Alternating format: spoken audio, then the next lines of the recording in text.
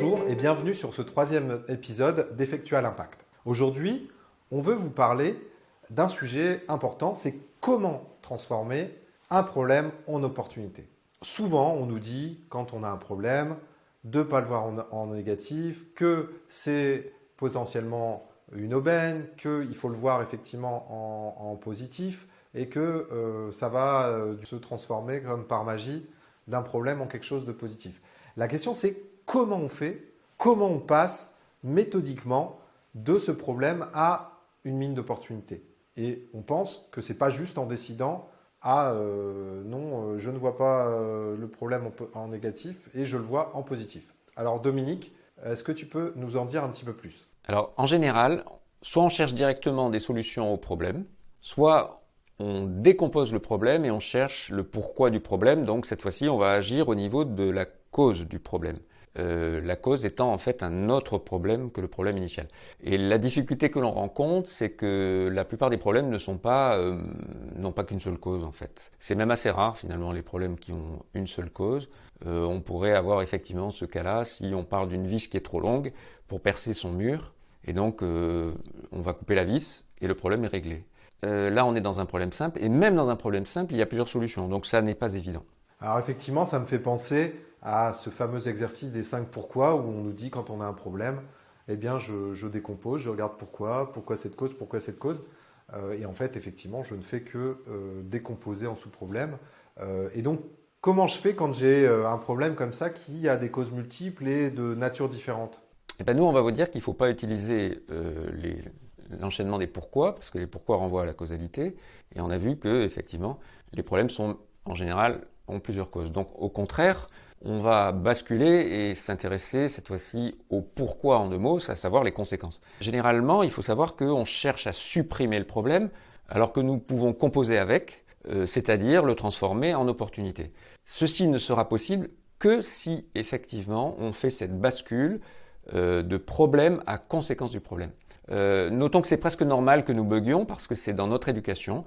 Nous avons été éduqués ainsi, tout problème doit être éliminé. C'est pourtant présomptueux parce que ce n'est pas toujours possible. Alors je propose de prendre un exemple d'actualité, le cas de l'essence trop chère, qui est effectivement un problème qui a des causes multiples. Alors on l'a vu, le gouvernement l'a d'ailleurs fait, il a analysé les sous-problèmes, le pourquoi c'était un problème et les causes, c'est-à-dire il y a des taxes où les gens n'ont pas les moyens de se payer du coup l'essence. Et ils ont trouvé une solution qui était d'appliquer un chèque énergie, donc un chèque de 100 € pour les gens gagnant moins de 2000 euros.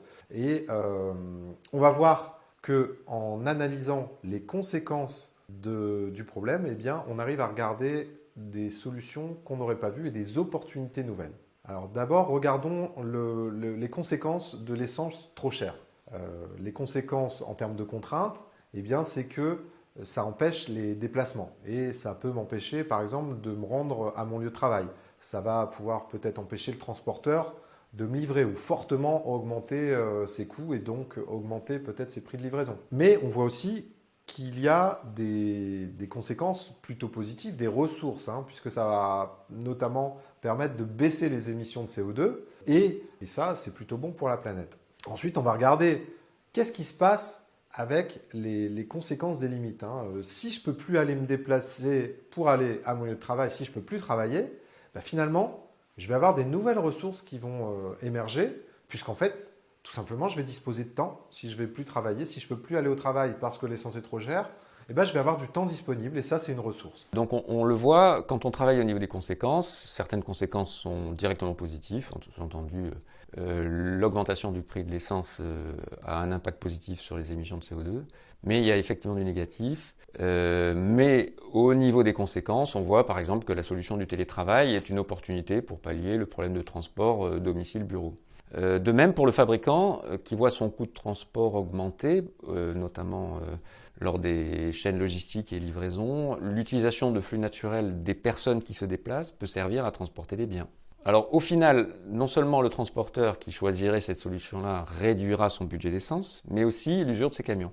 En conclusion de cet exemple relatif à l'essence chère, Nous pouvons partir dans l'espace du problème de deux possibilités. Alors on les rappelle, c'est celle qu'envisage le gouvernement, à savoir une réduction des taxes ou un chèque, et finalement ils ont choisi le chèque de 100 euros. Mais dans la perspective de réflexion au niveau des conséquences, c'est une infinité de choses positives et intéressantes qui deviennent perceptibles.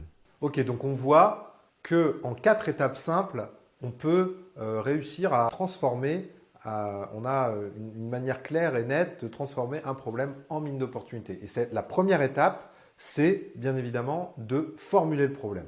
D'ailleurs, des fois, quand on a formulé le problème, on se rend compte que ce n'en était pas vraiment un. Mais bon, en général, là, on va prendre un problème complexe qui est difficile à résoudre. Et la première étape, c'est de bien le poser. La deuxième étape, c'est qu'une fois que le problème est bien posé, on fait donc cette recherche des conséquences du problème qui, on l'a vu, sont des contraintes, donc des limites, ou des ressources, à savoir des moyens. Dans les deux cas, la bascule du problème aux conséquences nous a fait changer de point de vue. Alors pour les contraintes, on a vu qu'il y avait par exemple l'employé qui se trouvait en impossibilité de se rendre à son lieu de travail, et notamment le risque de perdre son emploi.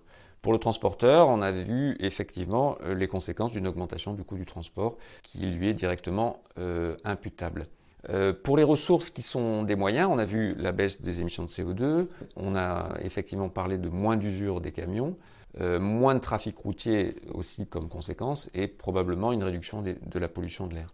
Alors la troisième étape, c'est de transformer ou d'identifier les nouvelles ressources et donc des nouveaux moyens, encore des nouveaux moyens, qui sont apparus par rapport aux limites qu'on a identifiées. Et donc là, dans notre exemple, eh bien, c'était le temps disponible qui était la résultante du fait que je ne peux plus me rendre à mon lieu de travail, je ne peux plus aller travailler. Conséquence, j'ai du temps disponible, c'est une ressource et donc un moyen supplémentaire pour faire des choses et pour voir des opportunités. Voilà. Et l'étape 4, donc c'est cette étape de révélation d'opportunités à partir des conséquences. On a vu transformer en contraintes ou ressources. Et donc de ce nouveau point de vue, on voit de nouvelles possibilités. Par exemple, pour le transporteur qui choisirait pour transporter ses colis, d'utiliser les flux naturels des personnes en mobilité. Il pourra aussi choisir, par exemple, de faire tourner ses camions, cette fois-ci sur des marchandises plus urgentes, et donc peut-être avec des coûts de livraison plus chers qui lui seront plus profitables. Voilà. Pour quelqu'un qui aurait effectivement l'impossibilité de se rendre à son travail, probablement de profiter du temps disponible qu'il ne perdrait plus dans les transports pour pouvoir se former, voire même changer de boulot si la contrainte est telle qu'un télétravail n'est pas envisageable et que le travail se situe à une distance trop importante pour pouvoir être raisonnablement supportable au niveau d'un budget de transport. Alors, en conclusion, on voit que simplement se dire « Ok, je vois ce problème en positif au lieu du négatif », bah, ça ne suffit pas parce que je ne sais pas, je n'ai pas de méthode pour faire cette bascule. On voit aussi que raisonner sur les causes, finalement, ça nous enferme, hein, puisqu'on a vu le gouvernement qui dit « Ok, réduire les taxes », bah ouais, mais si je réduis les taxes, eh ben, je grève le budget, je crée d'autres conséquences. Donc finalement, je suis extrêmement contraint et je n'ai pas résolu mon problème. Et on voit qu'avec cette logique effectuelle, avec cette logique sur les conséquences et sur les effets, eh bien là, on se libère puisqu'on ouvre des nouveaux espaces et des opportunités et donc des solutions possibles. Alors, c'est là qu'on peut bien illustrer la citation. Si on n'a qu'un marteau, on voit tous les problèmes comme des clous. Voilà, alors nous vous avons proposé finalement une méthode qui permet de traiter les conséquences des problèmes pour y voir un certain nombre d'opportunités. C'est donc une séquence qui correspond à une expérience de pensée, mais qui nous libère puisqu'elle nous permet d'envisager beaucoup de solutions qui au départ n'avaient pas été vues. Voilà, donc si cette vidéo vous intéresse, n'hésitez pas à la partager, à partager avec nous vos impressions et à laisser un commentaire. À très bientôt.